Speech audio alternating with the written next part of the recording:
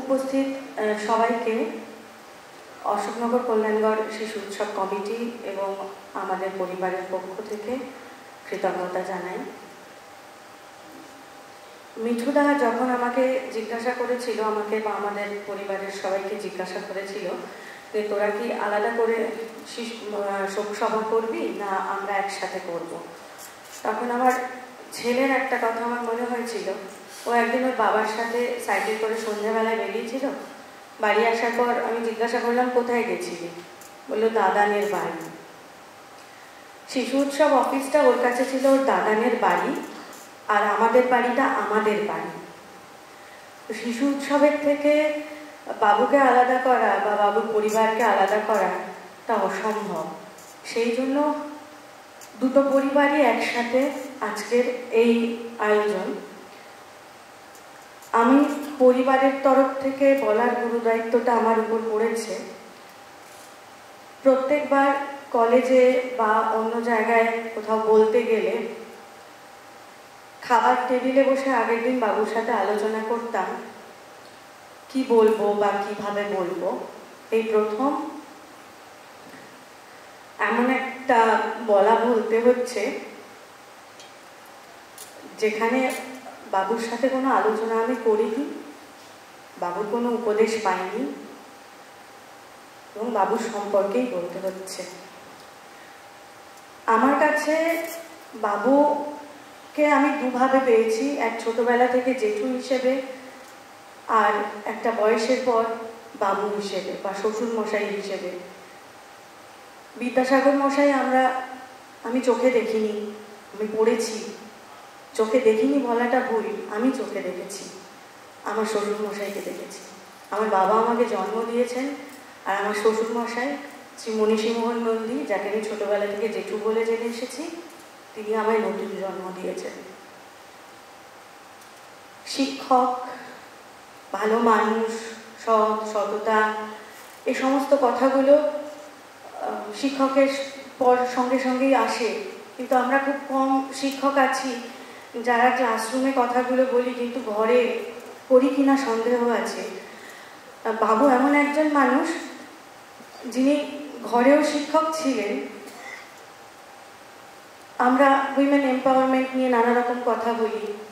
আমার মেয়ে যখন কাঁটাটা খেতে পারতো না, আমার পাতে তুলে দিত, তখন বাবু বুকে বলতো যে একদম না, এটো কাটা খাওয়ার জন্য মা বসে নেই, তোমার এটো মা খাবে কেন। আমাকে লেজের কাছে মাছ খেতে দেখতে একদিন দেখেছিলেন, তারপর থেকে কোনোদিন বাড়িতে একটা মাছ আনেননি, দুটো করেই মাছ আনতেন। ওই নিয়ম মুখে যা আমরা বলি তা আমরা বাড়িতে কজন পালন করি তার খুব সন্দেহ আছে। বাবু করতেন এটা একদম। এবং বাবুর সাথে আলোচনা করার সময়, কথা বলার সময় আমি যেটা খুব উপলব্ধি করেছি, ওই সত্যজিৎ রায়ের আগন্তুক সিনেমার মতো, যে আড্ডা অ্যাট দি হাইয়েস্ট লেভেল, কোনো পরনিন্দা পরচর্চা নয়, কারোর নামে কোনো বাজে কথা নয়, পড়াশোনা, ভালো হওয়া, কি করে সমাজের দুটো ভালো করা যায়, কি করে বাচ্চাদের দুটো ভালো করা যায়, এই ধরনের আলোচনা। আমি হয়তো কথাগুলো বলতে গিয়ে ছড়িয়ে ফেলছি, কারণ আমি সত্যি সত্যি আমি যা ভেবেছিলাম আমি তা বলতে হয়তো কেন আমি পারছি না। আমার ছোট্ট মেয়েটা, ওর ঠাম্মি মারা গেলে ঘরে ঢুকতে ভয় পেত। তখন ওই আমাকে পরে একদিন গল্পর ছলে বলছিল যে দাদান বলেছে ওই ঘর তুই ঢুকতে ভয় পাস, তোর মনে হয় ভূত আছে ওখানে, ওখানে যদি কোনো ভূত থেকে থাকে তাহলে সেটা ভালো ভূত, তোকে আগলে রাখবে। এই যে শিশু উৎসব তৈরি বা শিশুদের সঙ্গে মেশা, এত সুন্দরভাবে মিশতে পারতেন। মেয়েটা যে গান গাইতে পারে সেটাও প্রথম ধরেন বাবুই। আমরা যখন মজা করতাম বাড়িতে, আমি ছোটদি, আমরা বাবুকে একটা ব্যাপারেই বিপাকে ফেলতে পারতাম, সেটা হচ্ছে বাবুর হাতে মাসের 10 তারিখের পর টাকা থাকতো না। আমরা ভীষণ বিপাকে ফেলার জন্য বলতাম বাবু এই শাড়ি কিনে দিতে হবে, ওই গয়না কিনে দিতে হবে। কারণ বাবু বলতো, অনেক হিসেব করে বলতো কি এই মাসে না, বুঝলি, ফেব্রুয়ারি কিংবা মার্চ। আসলে আমরা তো 2 বা 3টে মেয়ে নই ওনার অনেকগুলো মেয়ে। ওটা অশোকনগর জুড়ে ওনার আত্মীয়। যেদিন মারা যান, যেদিন মারা গেলেন বা তার আগের দিন, সেই দিন থেকে আমি অনুভব করছি যে আমি বাড়িতে যত লোকজন আসছে তার মধ্যে 70% মানুষ আমি চিনি না, আমরা চিনি না। আসছেন, চলতে পারেন না, হাঁটতে পারেন না, আসছেন। এত ভালোবাসা। আমরা কেউ হয়তো শিক্ষকতা করি বা যে কাজই করি না কেন, এর 1% বোধহয় পাবো না। বোধহয় কেন পাবো না, কারণ আমরা সেই ধরনের কোনো কাজ করিনি। আমি বাবুর রাজনৈতিক জীবন বা বাবুর শিক্ষকতা জীবন, আমি সেদিকে যাচ্ছি না। মঞ্চে অনেকে আছেন, এখানে সবাই আমার জেঠু কাকু এরকম সবাই রয়েছে, তারা আমার থেকে আরো ভালো বলতে পারবেন। আমি শুধু আমার চোখ দিয়ে জেঠুকে যেমন দেখেছি, আমার শ্বশুরমশাইকে যেমন দেখেছি, সেরকমই বলতে চেষ্টা করলাম।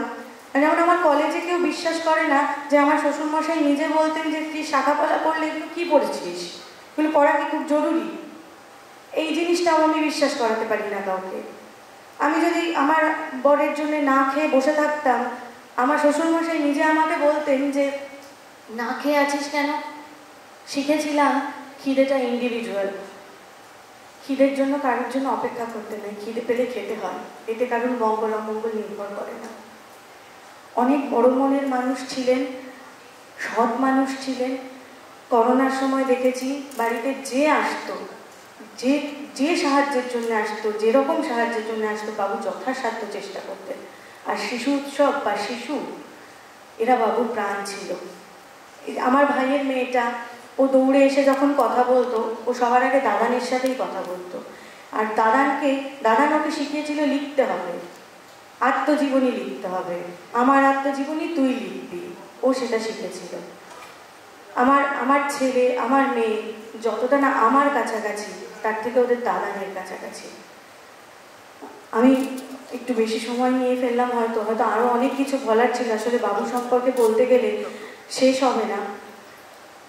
আমার অন্তরঙ্গতা আমার শ্বশুর বাড়ির মধ্যে যার সঙ্গে সবচেয়ে বেশি ছিল, সে আমার শ্বশুরমশাই, আমার ছোটবেলার মনীষী জেঠু, যার হাত ধরে আমি রাইটার্স বিল্ডিং চিনেছি, যার হাত ধরে হাইকোর্ট চিনেছি।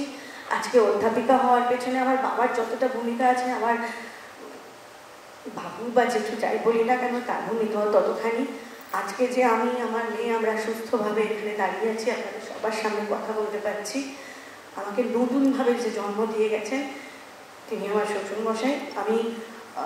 তিনি আত্মায় বিশ্বাসী ছিলেন না, আমি আত্মার শান্তি কামনা এসব কিছু বলবো না।